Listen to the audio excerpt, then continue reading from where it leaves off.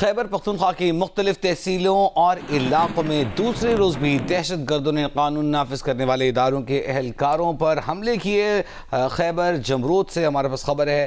Khyber Jamrud bypass चौकी पर शिद्दत पसंदों ने हमला किया। सिपाही करीम और लियाकत जख्मी हो गए। दहशतगर्द जख्मी हालत में फरार। पेशावर में पुलिस स्टेशन रेगी के मुलाजई चौकी पर नामालूम अफराद ने दस्ती बम से हमला किया, तहम कोई जानी नुकसान नहीं हुआ। उधर लकी मरवत के थाना गंभीरा पर भी दहशतगर्दों ने हमला किया, जिसे पसपा कर दिया गया। जवाबी फायरिंग से दहशतगर्द फरार। हफ्ते की रात भी पेशावर, खरक, टांग, पन्नू और डेरा इस्माइल खान समेत सूबा खैबर पख्तूनख्वा के मुख्तलिफ इलाकों और तहसीलों में दहशतगर्दों ने हमले किए थे, जिन्हें पुलिस ने नाकाम बनाया था।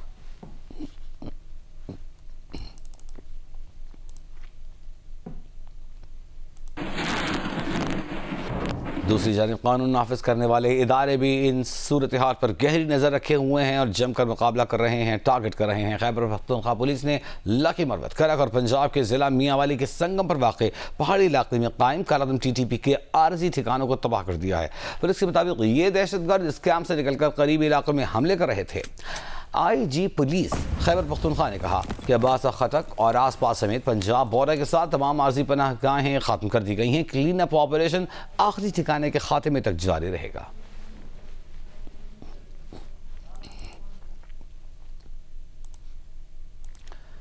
ISPR के मुताबिक बलूचिस्तान के ज़िला नौशकी में सिक्योरिटी फोर्सेस के काफिले पर खुदकुश हमले में सिक्योरिटी फोर्सेस के 3 जवान और 2 मासूम शहरी शहीद हो गए।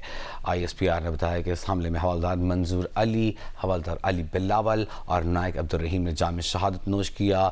दीगर शहदा में 2 सिविलियन ड्राइवर्स जलालुद्दीन और मोहम्मद नईम शामिल हैं। ISPR ने बताया कि क्लियरेंस ऑपरेशन के दौरान फायरिंग के तबादले में 3 दहशतगर्द हलाक हुए। इलाके में क्लियरेंस ऑपरेशन जारी रहेगा और बुज़दिलाना अमल के मुर्तकिब अफराद को इंसाफ के कटहरे में लाया जाएगा। सिक्योरिटी फोर्सेस बलूचिस्तान की अमन इस्तेहकाम को नुकसान पहुंचाने की कोशिशों को नाकाम बनाने के लिए पुरआज़्म हैं। बहादुर सिपाहियों और शहरियों की ऐसी कुर्बानियाँ हमारे आज़्म को मज़ीद मजबूत करती हैं।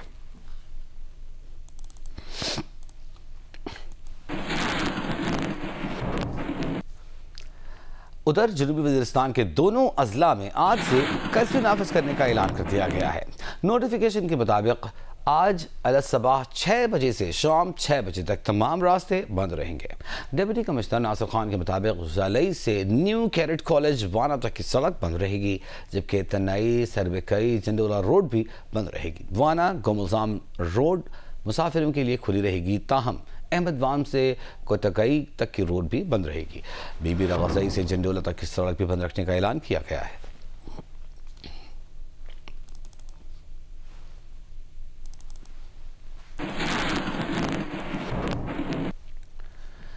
तोरखम सरहद कशीदगी। पाकिस्तान और अफगानिस्तान के दरमियान कशीदगी के खात्मे के लिए एक बार फिर आज दोनों ममालिक के जरगा मेंबरान की अहम नशस्त होगी। पाकिस्तानी 36 रुकनी जरगे के सरबराह सैयद जवाद हुसैन काज़मी के मुताबिक आज सुबह 11 बजे तोरखम सरहद के करीब अफगानिस्तान की हदूद में जरगा मुज़ाकरात होंगे, जिसमें 36 रुकनी पाकिस्तानी जबकि 25 रुकनी अफगान जरगा मेंबरान शिरकत करेंगे। जरगा सरबराह के मुताबिक अगर अफगान फोर्सेस मुतनाज़ तामीरात बंद करने पर राज़ी हो गए तो गुज़िश्ता 23 रोज़ से बंद तजारती गुज़रगाह हर किस्म की आमदरफ्त के लिए खोल दी जाएगी। उन्होंने कहा कि वो उम्मीद रखते हैं कि मुज़ाकरात के दौरान कशीदगी का पुरअमन हल निकाला जा सकेगा। जरगा मेंबर ने मजीद कहा कि तोरखम सरहदी गुज़रगाह की बंदिश से यौमिया $3 मिलियन की तिजारत का नुकसान हो रहा है। उनका कहना था कि 21 फरवरी को अफगान फोर्सेस पाकिस्तान की हदूद में तामीरात कर रहे थे, जिसके बाद से दोनों ममालिक के दरमियान हालात कशीदा हो गए और तोरखम सरहदी गुज़रगाह को हर किस्म की आमदरफ्त के लिए बंद कर दिया गया।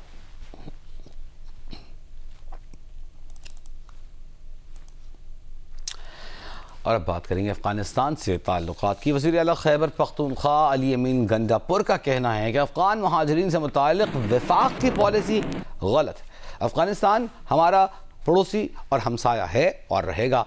ज़बरदस्ती अफगान महाजरीन को बेदखल नहीं करना चाहिए। प्रेस कॉन्फ्रेंस में अली अमीन गंडापुर का कहना था कि अगर अफगानी पाकिस्तान की नेशनैलिटी शहरियत लेना चाहें तो उन्हें देनी चाहिए। पहले भी अफगान महाजरीन के साथ जो पॉलिसी अपनाई गई वो इंसानी हुकूक के मुनाफी थी। एक अफगानी अगर पाकिस्तान की नेशनैलिटी लेना चाहता है तो क्या अफगानिस्तान दुनिया में नहीं आता? क्या अफगानिस्तान इस दुनिया का एक मुल्क नहीं है?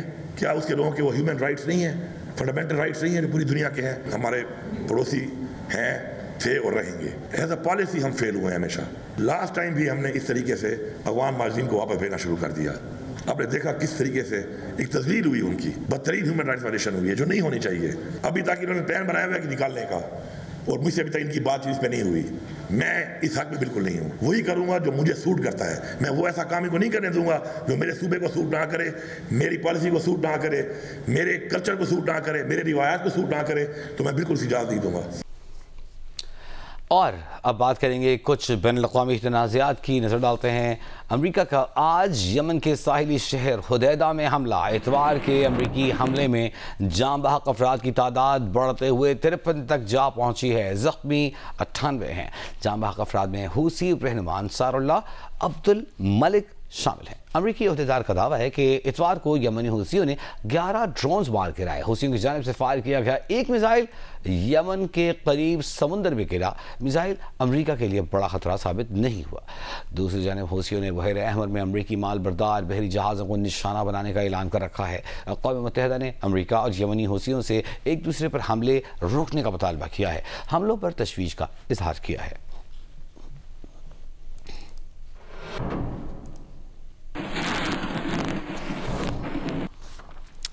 अमेरिका के सख्त मौसमी हालात का जिक्र अमरीकी रियासतों Missouri, Arkansas, Texas, Oklahoma, Kansas, Alabama, Mississippi में शदीद समुद्री तूफान से तबाही। मुख्तलिफ हादसात में हलाक अफराद की तादाद 37 हो गई। दर्जनों अफराद जख्मी हुए हैं। साहिली इलाकों में 3,80,000 से ज़ायद सारिफीन बिजली से महरूम। फ्लोरिडा से कैरोलिना तक 1,60,00,000 अफराद तूफान से मुतासर हुए हैं। जनूब और वस्त मगरबी इलाकों में तबाही के बाद तूफान ने मशरक़ी इलाकों का रुख कर लिया है।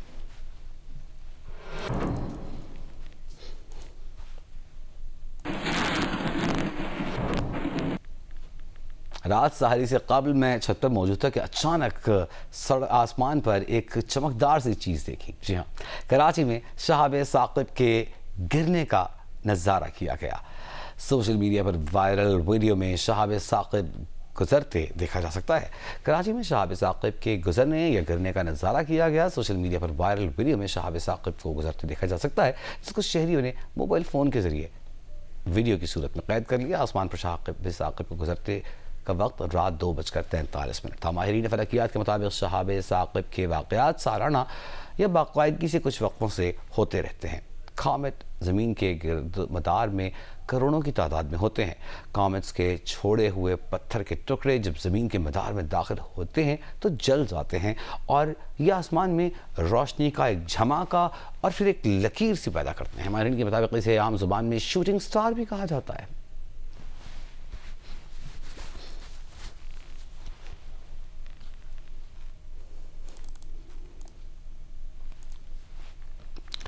हब के इंडस्ट्रियल एरिया में आज अलसबाह 5 बजे लगने वाली आग पर अभी तक काबू नहीं पाया जा सका है। पुलिस का कहना है कि फैक्ट्री में परफ्यूम्स बनाए जाते थे। फायर ब्रिगेड का अमला आग बुझाने में मसरूफ है। किसी जानी नुकसान की इत्तला नहीं मिली है।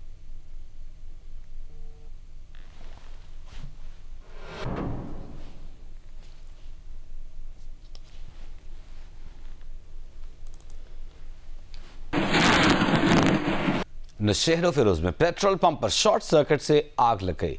एक ऑयल टैंकर, शादी हॉल, 3 मकान और 4 दुकानें मुकम्मल जल गईं। पुलिस के मुताबिक भरिया के इलाके कलहोड़ा कॉलोनी में कायम पेट्रोल पंप पर शॉर्ट सर्किट के बायस आग लगी। आग बुझाने के लिए नौशहर फिरोज और कुनियारों से फायर ब्रिगेड को तलब किया गया।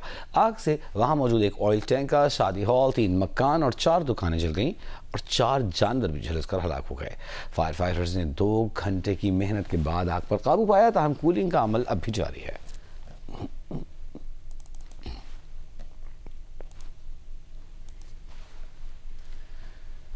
अहम खबर आपको देंगे। स्पीकर कौमी असेंबली ने वज़ीर आज़म पाकिस्तान शहबाज शरीफ की एडवाइस पर कौमी सलामती की पार्लिमानी कमेटी का इजलास मंगल की दोपहर 1:30 बजे तलब कर लिया है। कौमी सलामती की पार्लिमानी कमेटी का इजलास इन कैमरा होगा, जिसमें सिक्योरिटी सूरत हाल पर ब्रीफिंग दी जाएगी। इजलास में अस्करी क़यादत पार्लिमानी कमेटी को मौजूदा सिक्योरिटी सूरत हाल पर ब्रीफ करेगी। इजलास कौमी असम्बली हॉल में मुनक़िद किया जाएगा, जिसमें पार्लियामान में मौजूद तमाम सियासी जमातों के पार्लिमानी लीडरान और इनके नामजद नुमाइंदगान शिरकत करेंगे। मुताल्लिक़ा काबीना अरकान भी इस इजलास में शिरकत करेंगे। इससे कबल स्पीकर कौमी असम्बली ने कहा था कि दहशत गर्दी के ताज़ा वाक़यात के पेश नज़र नेशनल एक्शन प्लान बनाने की ज़रूरत है।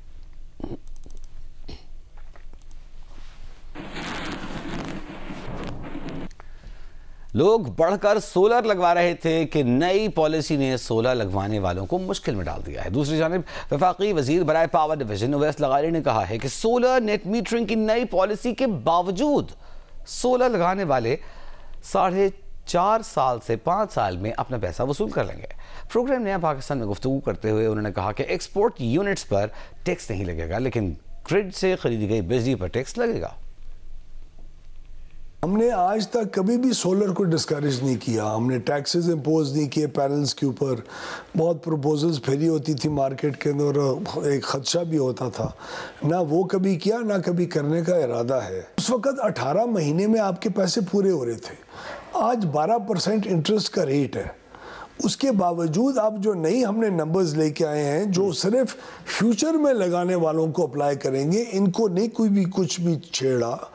उसके अंदर भी आप आराम से अगर जितना आप प्रोड्यूस करें बिजली अपने घर पे सोलर पैनल्स में, अगर आप उसका सिर्फ 25% भी खुद इस्तेमाल करें, बाकी पूरा 75% ग्रिड को बेच दें, फिर भी आप तकरीबन कुछ 3.5 से 4 साल के अंदर पैसे पूरे कर रहे होंगे। डॉक्टर मिफ्ताह इस्माइल साहब ने अपने ट्वीट में और कल हमारे शो में ये भी कहा था कि जो आप एक्सपोर्ट भी कर रहे होंगे, यानी कि जो 10 रुपए आप कह रहे हैं कि आपको मिलेंगे आपके एक्सपोर्ट यूनिट पर, वो 10 रुपए भी नहीं होगा, वो भी तकरीबन 8.25 रुपए होगा, क्योंकि 18% टैक्स वहां पर भी लगेगा। वो मिस इन्फॉर्म्ड है।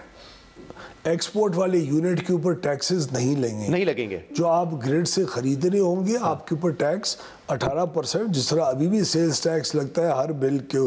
ये जो 2,83,000 कंज्यूमर है इस वक्त नेट मीटर का, इसके अलावा जितने भी कंज्यूमर्स हैं 4 करोड़, उनको 18% टोटल बिल के ऊपर टैक्स लगता है, सेल्स टैक्स। अभी आप जो कह रहे हैं आईपीपी से नेगोशिएट करके हमने 400 अरब रुपए सालाना बचाए हैं, इसका इम्पैक्ट बेस टैरिफ पे कब नजर आएगा हमें? अभी इंशाल्लाह ऐलान जब प्राइम मिनिस्टर साहब करेंगे आएगा इस पर, क्योंकि अभी तक तो हम फ्यूल प्राइस एडजस्टमेंट की मद में तो देख रहे बेनिफिट आ रहा है, बेस प्राइस तो कम नहीं हुई है। इसके ऊपर आएगा सर। हमने जो 1,400 अरब रुपए अगले 10-12 साल के अंदर सेव किया है आईपीपी से लेके, वो तकरीबन 350-400 अरब रुपए सालाना का बनता है। सही मुख्तलिफ इम्पैक्ट उसका जो है, और वो इंशाल्लाह बिजली की कीमत में कमी आएगी।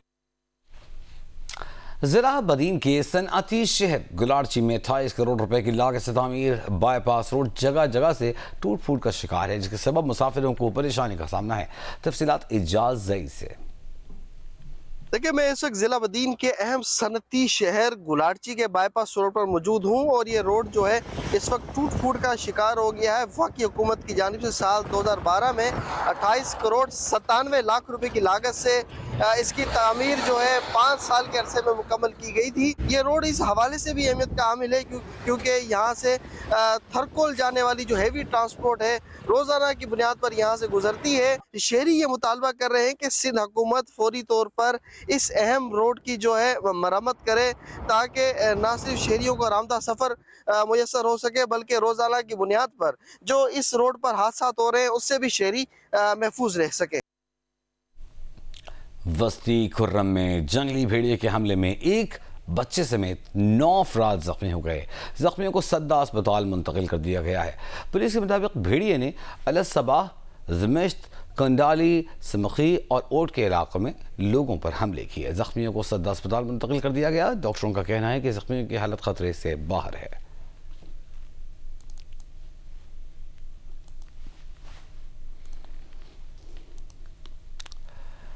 और अब आपको बताएं कि पाकिस्तान न्यूजीलैंड से सीरीज़ खेलने 5 रोज़ा T20 मैचेस की सीरीज़ खेलने इस वक्त न्यूजीलैंड में मौजूद है। पहले मैच में पाकिस्तान को बदतरीन शिकस्त का सामना करना पड़ा। क्राइस्टचर्च में पाकिस्तान की 2 विकेटें 0 पर गिर गईं। 11 रन पर 4 बैटर्स पवेलियन लौट गए। फिर कप्तान सलमान अली आगा और खुशदिल शाह ने स्कोर 57 तक पहुंचा दिया। कप्तान 18 रन बनाकर आउट हुए। पाकिस्तान की इनिंग्स में शामिल दोनों चौके सलमान ने लगाए। खुशदिल शाह 3 छक्कों की मदद से 32 रन बनाकर आउट हुए, जहां दाद खान तीसरे बैटर थे जो डबल फिगर में दाखिल हुए। एक छक्का लगाया, 17 रन बनाए। पाकिस्तान की पूरी टीम 18.4 ओवर्स में 91 रन बनाकर आउट हो गई। जैकब डिफी ने 4 खिलाड़ियों को आउट किया। काइल जेमिसन ने 3 और एश सोधी ने 2 विकेटें हासिल की। हदफ के ताकुब में टिम साइफर्ट और फिन एलन ने जारहाना बैटिंग की। साइफर्ट 29 गेंदों पर 44 रन बनाकर आउट हो गए। फिर टिम रॉबिन्सन और फिन एलन ने 10.1 ओवर में हदफ पूरा कर दिया। एलन 29 और रॉबिन्सन 18 रन बनाकर नॉट आउट रहे। इब्रार अहमद ने 1 विकेट हासिल की। सीरीज का दूसरा मैच मंगल को डुनिटन में खेला जाएगा। पाकिस्तानी बैटर खुशदिल शाह कहते हैं कि टीम में नए खिलाड़ी बहुत ज़्यादा हैं और जल्दी विकेट गिरने से उन पर दबाव बढ़ गया। ये विकेट हमारे लिए एक चैलेंज थी, क्योंकि हमारे 2-3 डेब्यू हुए, ऊपर से जो है ना हमारे जल्दी आउट भी हो गए। तो मैं और आगा खेल रहे थे। हमारी कोशिश ये थी कि एंड तक लेके जाए तो 140-150 का टारगेट दे सकते, लेकिन उन्होंने बॉलिंग भी बहुत अच्छी की, फील्डिंग भी बहुत अच्छी की, और यही था कि हमारे ऊपर वाले जो थे वो सारे नए थे, उनको एक चैलेंज था ये विकेट। लेकिन इंशाल्लाह आगे मैचेस में इंशाल्लाह हम अच्छा करेंगे। मेरी तो जिस नंबर पे बारी आती है वो आपको पता ही है, या तो जल्दी 4-5 आउट हो जाते हैं, और या जब आउट नहीं होते तो एंड पे बारी मिलती है। तो मेरी यही कोशिश होती है कि मैं जितना अच्छा कर सकूँ, जितना अच्छा एंड तक लेके जाऊँ और अपनी टीम के लिए जितना अच्छा टोटल सेट कर लूँ, मेरा बस यही कोशिश होता है। इंज़मामुल हक ने कहा है कि 2 साल से पाकिस्तान टीम की कारकर्दगी नीचे जा रही है और दुरुस्त समत में काम नहीं करेंगे तो नीचे से नीचे चले जाएंगे। पाकिस्तान है ना कुछ महीनों से बिल्कुल अच्छी क्रिकेट नहीं खेल रहा, या कह देंगे कि जी 1 साल से अच्छी क्रिकेट नहीं खेल रहा। तो मेरा ये ख्याल है कि जी बहुत ज़्यादा चेंजिंग करने की निस्बत अगर ये सारे जितने भी स्टेक होल्डर्स हैं, ये अगर बैठ के आराम से सोचें कि जी हम कहाँ गलती कर रहे हैं, कहाँ हमें इम्प्रूवमेंट की ज़रूरत है, तो मेरे ख्याल में कि हम इस मुश्किल से निकल सकते हैं। अगर जिस तरह मैंने अभी ये रिसेंटली चेंजिंग देखी है, अगर ये इसी तरह चेंजिंग करते रहे और प्लेयर्स को कॉन्फिडेंस ना मिला, तो हमारी परफॉर्मेंस इससे भी वर्स्ट हो सकती है। बाबर बड़ा प्लेयर है और जिस टाइम किसी की क्रिकेट बड़ी हो ना, लंबी क्रिकेट, तो उस पर ना बुरा टाइम आता ही आता है कि एक बैड पैच आता है, टफ टाइम आता है, उससे निकलना यही बड़े प्लेयर की है। PSL कॉन्ट्रैक्ट के खिलाफ वर्जी पर पाकिस्तान क्रिकेट बोर्ड ने जनूबी अफ्रीका के ऑलराउंडर कॉर्बन बॉश को कानूनी नोटिस भेज दिया है। कॉर्बन ने PSL के साथ कॉन्ट्रैक्ट में होने के बावजूद IPL खेलने का फैसला कर लिया। IPL की फ्रेंचाइज मुंबई इंडियंस ने एक खिलाड़ी के जख्मी होने पर कॉर्बन को अपनी टीम का हिस्सा बनाया है।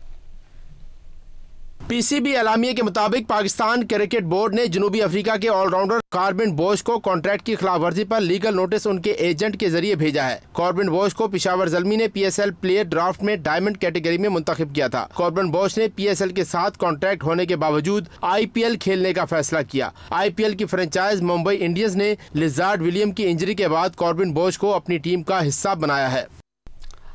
नून लीग ने जवाबन पीपल्स पार्टी से सिंध में हिस्सा मांग लिया है। पीपल्स पार्टी पहले ही नून लीग से पंजाब में पावर शेयरिंग चाहती है। पावर शेयरिंग के लिए लाहौर में हुई मुलाकात की अंदरूनी कहानी का अहवाल बता रहे हैं जिसके नुमाइंदे आजम मलिक। मुस्लिम लीग नून और पीपल्स पार्टी के दरमियान पंजाब में पावर शेयरिंग के मामले पर कोऑर्डिनेशन कमेटी के गुज़श्ता रोज़ के इजलास की अंदरूनी कहानी सामने आ गई। ज़राए के मुताबिक पीपल्स पार्टी की वफद ने मुख्तलिफ महकमों की चेयरमैनशिप ना मिलने और अफसरान की तैनाती का वादा पूरा ना होने का शिकवा करते हुए 20,000 से ज़ायद वोट लेने वाले अपने टिकट होल्डर्स को भी तरक्याती फंड्स देने का मुतालबा कर दिया है। पीपल्स पार्टी ने पंजाब में नए लोकल एक्ट बिल पर भी अपने तहफ़्फ़ुज़ात का इजहार किया। दूसरी तरफ मुस्लिम लीग नून के वफद में शामिल रहनुमाओं ने गिला किया कि पीपल्स पार्टी तनकीद भी करती है और फंड्स भी बराबर के मांगती है। इजलास में मुस्लिम लीग नून ने पीपल्स पार्टी को पेशकश की कि कबीना में शामिल होने की सूरत में उनकी महरूमियाँ ख़त्म की जा सकती हैं। ज़राए के मुताबिक पंजाब में पावर शेयरिंग के मामला देखने के लिए सब कमेटी तश्कील दे दी गई है, जिसमें नून लीग की जानब से मलिक मोहम्मद अहमद खान और मरियम औरंगजेब, जबकि पीपल्स पार्टी की जानब से अली हैदर गिलानी और हसन मुर्तज़ा शामिल होंगे। सब कमेटी हर हफ्ते पावर शेयरिंग के मामलात का जायजा लेगी। आजम मलिक, जियो न्यूज़, लाहौर। चेयरमैन मुत्तहिदा कौमी मूवमेंट पाकिस्तान डॉक्टर खालिद मकबूल सिद्दीकी ने कहा है कि बलूचिस्तान में मुल्क से बाहर से आने वाली दहशतगर्दी ने रमज़ान का तक़द्दुस पामाल किया है। पाकिस्तान के मुस्तक़बिल का कोई फ्रेम वर्क मुरतब करने की ज़रूरत है। हैदराबाद में तकरीब से खिताब में उन्होंने कहा कि पानी के मामले पर सिंध के हक़ पर डाका नहीं डालना चाहिए। ये मेरी और तेरी का मामला नहीं, पाकिस्तान का मामला है। बलूचिस्तान के में भी मुल्क दुश्मन कुव्वतों ने मुल्क से बाहर से आने वाली इस दहशतगर्दी ने इसी मुकद्दस महीने को, तो इस मुकद्दस महीने में ये तो ज़माने जहालत में भी रमज़ान में ये जाहिल कबाइल आपस में जंग नहीं लड़ते थे। आज के आपके ऐवानों में सिर्फ पेशावर लोगों के अलावा अवाम के दुख और दर्द की आशनाई का कोई अंदाजा और इम्कान ही नजर नहीं आता है। सिंध के हक पे किसी तरह डाका नहीं डलना चाहिए। सिंध की ज़मीनों पे वो भी लहलाती हुई होनी चाहिए और पूरे पाकिस्तान की भी होनी चाहिए। पूरा पाकिस्तान में जहाँ जहाँ ज़रात को नुकसान होगा पूरे पाकिस्तान को नुकसान होगा, लेकिन मेरी और तेरी का मामला नहीं है भाई, ये पाकिस्तान का मामला है। इस पे बैठ के बात होनी चाहिए। गवर्नर सिंध कामरान टिसोरी ने कहा है कि पाकिस्तान में दहशतगर्दी के पीछे भारत है। खबर अली बस्तोई की रिपोर्ट देखिए। गवर्नर सिंध कामरान खान टेसोरी ने चेयरमैन MQM पाकिस्तान खालिद मकबूल सिद्दीकी के हमरा आयशा मंजिल पर सहरी की। मीडिया से गुफ्तगू करते हुए गवर्नर सिंध का कहना था कि नौशकी में एक बार फिर दहशतगर्दी का वाक़या हुआ है। 1 महीने से कह रहा हूँ, वाक़यात में भारतीय दहशतगर्दों का हाथ है। गैर मुल्की खवारिज मुल्क में तरक्की होते देखना नहीं चाहते। पिछले 1 महीने से मैं तवातुर से कह रहा हूँ कि ये जो दहशतगर्दी के वाक़यात हो रहे हैं, इसमें गैर मुल्की इंडियन एजेंट्स का हाथ है और ये दहशतगर्दी पाकिस्तान को और पाकिस्तान में रहने वाले नौजवानों के मुस्तकबिल से खेला जा रहा है। गैर मुल्की दुश्मन ये खवारिज पाकिस्तान में तरक्की नहीं होने देना चाहते। चेयरमैन MQM खालिद मकबूल सिद्दीकी ने कहा कि जिन्होंने इस मुल्क को बनाया है उनकी औलादों से चलाया जाएगा तो चलेगा। जो लोग खुदकुश हमलों के ज़रिए मुसलमानों को शहीद कर रहे हैं वो किस किस्म के लोग होंगे। बलूचिस्तान में गैर मुल्की ताकतें सरगर्म हैं। जो बनाते हैं वही चला सकते हैं। जिन्होंने पाकिस्तान बनाया है उनकी औलादों से पाकिस्तान चलाया जाएगा तो चलेगा। 2018 के इंतखाबात ने साबित कर दिया है। आपने 24 से 7 पे कर दी थी हमारी तादाद, आपने गिना नहीं तो हमें तोलना पड़ गया और 7 MNS के बगैर ना हुकूमत बन पा रही थी ना जा पा रही थी। खालिद मकबूल सिद्दीकी का कहना था कि गवर्नर सिंध ने आने वाले गवर्नर के लिए गवर्नर हाउस मुश्किल बना दिया है। कैमरामैन जुबैरुद्दीन के साथ कमर अली मस्तोई, जियो न्यूज़, कराची। कराची में आवाम पाकिस्तान पार्टी के सूबाई सेक्रेटेरिएट का इफ्तिताह कर दिया गया है। शाहिद खान अब्बासी का कहना है कि आज पाकिस्तान बेपनाह मुश्किलात का शिकार है। हर शख्स बदकिस्मती से परेशान है और इख्तिदार में वो हैं जिनको अवाम ने वोट नहीं दिया। यही 2018 में हुआ था। कामरान रजी की रिपोर्ट देखिए। अवाम पाकिस्तान पार्टी के तहत कराची की मोहम्मद अली सोसाइटी में पार्टी के सूबाई सेक्रेटरी के इफ्तिताह के मौके पर जलसे का एहतमाम किया गया। जलसे में शहर भर से कारकुनों ने शिरकत की।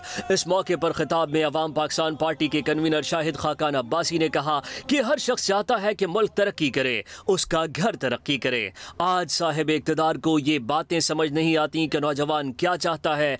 शाहिद खान अब्बासी का कहना था कि कनालों के मामले पर सिंध में एहतजाज जारी है। पानी की तकसीम के मुआहदे के तहत कोई किसी का पानी नहीं ले सकता। आज मुल्क की सबसे बड़ी जरूरत यह है कि मुल्क में कानून की हुक्मरानी हो। जिस मुल्क में कानून नहीं होता, जिस मुल्क में इंसाफ नहीं होता, उस मुल्क की मईशत भी नहीं चलती।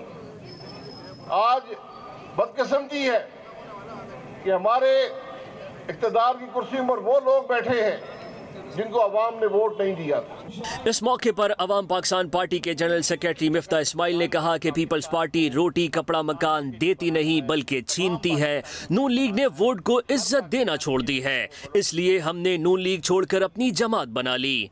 हमारी पार्टी का तो सच्ची बात है कि वही नारा है जो दीगर पार्टियों का नारा था, लेकिन हम उस पर अमल करेंगे। मिसाल के तौर पर मुस्लिम लीग कहती थी वोट को इज्जत दो, और वो वोट को इज्जत देते थे जब तक लोग उनको वोट देते थे। जब लोगों ने वोट देना छोड़ दिया, उन्होंने इज्जत देनी छोड़ दी और इख्तिदार को इज्जत दे दी।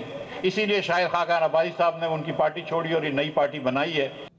इस मौके पर मुस्लिम लीग नून कराची के सेक्रेटरी तलात नासिर महमूद समेत कई शख्सियात ने अवाम पाकिस्तान पार्टी में शमूलियत इख्तियार की। कैमरामैन अदनान अली, फाहद बिन समी और साथी रिपोर्टर कमर अली मस्तोई के साथ कामरान रजी, जियो न्यूज़ कराची। नैब लाहौर में तीसरे रोज भी हाउसिंग स्कीम के मुतासिरीन में चेक्स की तकसीम का सिलसिला जारी रहा। डीजी नैब लाहौर एहतराम डार ईद से कबल एक और मेगा स्कैंडल के मुतासिरीन में डूबी रकम तकसीम करने की खुशखबरी सुना चुके हैं। उनका कहना था कि निजी हाउसिंग स्कीम के तमाम 11,000 मुतासिरीन को मुकम्मल अदायगी तक इक़दाम जारी रखेंगे। डीजी नैब लाहौर एहतराम डार की अपनी एहलिया के हमरा नैब ऑफिस आमद हाउसिंग स्कीम के मुतासरीन में चेक तकसीम करने की तकरीब में शिरकत की। चेयरमैन नैब की जानिब से मुतासरीन को गुलदस्ते पेश किए गए। डीजी नैब का कहना था कि 3 रोज़ के दौरान सैकड़ों मुतासरीन में करोड़ों रुपए मालियत के चेक तकसीम किए गए हैं। ईद से कबल एक और मेगा स्कैंडल के मुतासरीन में रकूम तकसीम करेंगे। थोड़े से टाइम में 300 के करीब फैक्ट्रीज जो हैं वो अपने पे ऑर्डर लेके जा चुके हैं, लेकिन कोई रश हमने नहीं होने दे रहे हैं। बड़ा हमारा लाइजॉन है विद द गेट से लेके यहाँ तक एंड तक, और उम्मीद ये है कि हम ये नेक्स्ट 2-3 डेज में हम ये सारे पे ऑर्डर्स हम डिलीवर कर लेंगे। डीजी और उनकी एहलिया ने छुट्टी के रोज़ खिदमात अंजाम देने वाली खवातीन अफसरान को खराज तहसीन पेश किया। मुतासरीन ने सहूलतें फराहम करने पर चेयरमैन और डीजी नैब लाहौर का शुक्रिया अदा किया। विदिन 5 मिनट्स जो है ना मुझे चेक मिल गया। बहुत अच्छा सिस्टम चला। अरेंजमेंट बहुत अच्छे थे, और स्पेशली संडे वाला दिन था, रमज़ान में संडे वाले दिन सब जाहिर बात है ड्यूटी पे आके बैठे हुए सिर्फ हम लोग को फैसिलिटेट करने के लिए।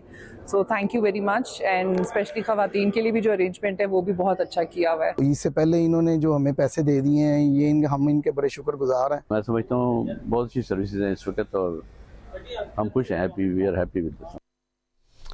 वज़ीर-ए-आज़म के वज़ीर राना सना ने कहा है कि दहशतगर्दी की कार्रवाइयों में भारतीय खुफिया एजेंसी रॉ का हाथ है। दहशतगर्दी के लिए अफगान सरजमीन का इस्तेमाल होना अफसोसनाक है। अफगान हुकूमत को दहशतगर्दियों के खिलाफ कार्रवाई करनी होगी। फैसलाबाद में सहाफ़ी से गुफ्तगू में राना सना ने कहा कि बैरूनी अनासर मुल्क में अदम इस्तेहकाम पैदा करना चाहते हैं। इंटेलिजेंस बेस्ड ऑपरेशन हो रहे हैं, ग्रैंड ऑपरेशन की क्या ज़रूरत है? बलूचिस्तान में कोई बड़ा ऑपरेशन नहीं हो रहा। पाकिस्तान के अंदर दहशतगर्दी की जितनी भी कार्रवाइयाँ हो रही हैं, इसमें जो है वो इंडिया की जो इंटेलिजेंस एजेंसी रहा है उसका हाथ है। वो इन तमाम दहशतगर्दों की मां का रोल अदा कर रही है, और बड़े अफसोस की बात है कि हमारा हमसाया मुल्क जिनकी हमने बहुत मदद की है, और वो इन दहशतगर्दों को जिस किस्म की वहाँ पे उन्होंने सहूलतें फराहम की हुई हैं, वहाँ पे ये अपनी तैयारियाँ करके तो उसके बाद जो है वो दहशतगर्दी की कार्रवाइयाँ करते हैं। इसी ग्रैंड ऑपरेशन की ना कोई ज़रूरत है, ना कोई ग्रैंड ऑपरेशन की कोई शक्ल होती है। जो इंटेलिजेंस बेस्ड ऑपरेशन हैं वो ऑलरेडी हो रहे हैं, उससे बड़ा और ग्रैंड ऑपरेशन क्या होगा? BCO ऑपरेशन हो रहे हैं जो कि इंटेलिजेंस बेस्ड हैं, और वहाँ पे इन दहशतगर्दों को जहन्नम वासल भी किया जा रहा है। यहाँ से कुछ दूर एक बस्ती है, कांच की चूड़ियों की बस्ती। उसी बस्ती हैदराबाद की हमें सैर करवा रहे हैं अली नईम कि ईद से कबल वहाँ क्या माहौल है। हैदराबाद की चूड़ी मार्केट में इन दिनों काफ़ी गहमा गहमी है। चूड़ी के ताजिर हों या कारीगर, चूड़ियों की मेकिंग, पैकिंग और डिस्पैचिंग में मसरूफ हैं। हर बार की तरह इस बार भी नित नए डिज़ाइन की रंग बिरंगी चूड़ियों से भरे शोकेस जगमग जगमग कर रहे हैं, जबकि हैदराबाद में बनने वाली खास कांच की चूड़ियों के भी एक से बढ़कर एक डिज़ाइन फरोख्त के लिए दस्तयाब हैं। इसकी मेकिंग पे जो है ना काम होता है, 11 महीने इसकी तैयारी होती है और 12वें महीने में इसकी सेल होती है और 1000 प्लस डिज़ाइनों पे जो है ना प्लस डिज़ाइनों पे वो लेबर काम कर रही होती है। पूरे सिंध से, पंजाब से, बलूचिस्तान आया के अफगानिस्तान तक से लोग आते हैं परचेस करने के लिए मालना। अल्हम्दुलिल्लाह ये सीज़न है चूड़ियों का और माशाल्लाह बड़ी रौनक है इस दफ़ा काम के अंदर। चूड़ी की होलसेल मार्केट में सिर्फ ताजिर ही नहीं बल्कि खवातीन खरीदार भी खरीदारी करती हैं। ये तो सर अगर ना पहने तो ईद ही नहीं होती, ना लड़कियों की ना खवातीन की, मतलब जो हाउस वाइफ है, गर्ल्स हैं, चूड़ियाँ तो एक फैशन है हमारे लिए, तो हम ये शौक से परचेजिंग करते हैं। ताजिरों का कहना है कि चूड़ी की सनत के लिए माह रमज़ान और ईद ऑक्सीजन फराहम करने के मुतरादिफ होते हैं। ताहम इस सनत पर अगर हुकूमती सतह पर तवज्जो दी जाए तो मुल्क की ज़र मुबादला में इजाफे का सबब और रोजगार बढ़ाने का जरिया बन सकती है। कैमरामैन काजी शकील के साथ अली नईम, जियो न्यूज़, हैदराबाद।